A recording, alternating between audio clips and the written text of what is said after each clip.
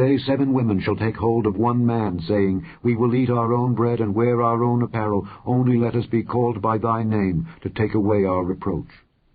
In that day shall the branch of the Lord be beautiful and glorious, and the fruit of the earth shall be excellent and comely for them that are escaped of Israel. And it shall come to pass, that he that is left in Zion, and he that remaineth in Jerusalem, shall be called holy, even every one that is written among the living in Jerusalem, when the Lord shall have washed away the filth of the daughters of Zion, and shall have purged the blood of Jerusalem from the midst thereof by the spirit of judgment and by the spirit of burning. And the Lord will create upon every dwelling place of Mount Zion, and upon her assemblies, a cloud and smoke by day, and the shining of a flaming fire by night. For upon all the glory shall be a defense. And there shall be a tabernacle for a shadow in the daytime from the heat, and for a place of refuge, and for a covert from storm and from rain. Chapter 5. Now will I sing to my well-beloved a song of my beloved touching his vineyard. My well-beloved hath a vineyard in a very fruitful hill, and he fenced it, and gathered out the stones thereof, and planted it with the choicest vine, and built a tower in the midst of it, and also made a winepress therein. And he looked that it should bring forth grapes. And it brought forth wild grapes. And now, O inhabitants of Jerusalem and men of Judah, judge, I pray you, betwixt me and my vineyard. What could have been done more to my vineyard that I have not done in it? Wherefore, when I looked that it should bring forth grapes, brought it forth wild grapes? And now go to, I will tell you what I will do to my vineyard. I will take away the hedge thereof, and it shall be eaten up, and break down the wall thereof, and it shall be trodden down, and I will lay it waste. It shall not be pruned nor digged, but there shall come up briars and thorns.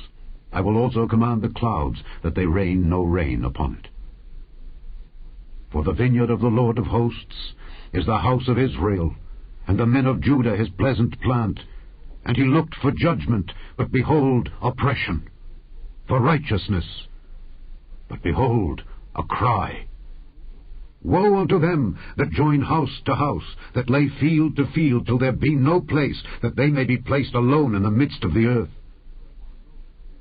In mine ears, said the Lord of hosts, of a truth many houses shall be desolate, even great and fair, without inhabitant. Yea, 10 acres of vineyard shall yield 1 bath, and the seed of an homer shall yield an ephah. Woe unto them that rise up early in the morning, that they may follow strong drink, that continue until night, till wine inflame them. And the harp and the viol, the tabret and pipe and wine are in their feasts, but they regard not the work of the Lord, neither consider the operation of his hands. Therefore my people are gone into captivity, because they have no knowledge. And their honorable men are famished, and their multitude dried up with thirst. Therefore hell hath enlarged herself, and opened her mouth without measure, and their glory, and their multitude, and their pomp, and he that rejoiceth shall descend into it. And the mean man shall be brought down, and the mighty man shall be humbled, and the eyes of the lofty shall be humbled. But the Lord of hosts shall be exalted in judgment, and God that is holy shall be sanctified in righteousness. Then shall the lambs feed after their manner, and the waste places of the fat ones shall strangers eat. Woe unto them that draw iniquity with cords of vanity, and sin as it were with a cart rope, that say, Let him make speed, and hasten his work, that we may see it, and let the counsel of the Holy One of Israel draw nigh and come, that we may know it. Woe unto them that call evil good, and good evil, that put darkness for light, and light for darkness, that put bitter for sweet, and sweet for bitter. Woe unto them that are wise in their own eyes, and prudent in their own sight. Woe unto them that are mighty to drink wine, and men of strength to mingle strong drink, which justify the wicked for reward, and take away the righteousness of the righteous from him. Therefore, as the fire devoureth the stubble, and the flame consumeth the chaff, so their root shall be as rottenness, and their blossom shall go up as dust, because they have cast away the law of the Lord of hosts, and despised the word of the Holy One of Israel. Therefore is the anger of the Lord kindled against his people, and he hath stretched forth his hand against them, and hath smitten them, and their hills did tremble, and their carcasses were torn in the midst of the streets. For all this His anger is not turned away, but his hand is stretched out still.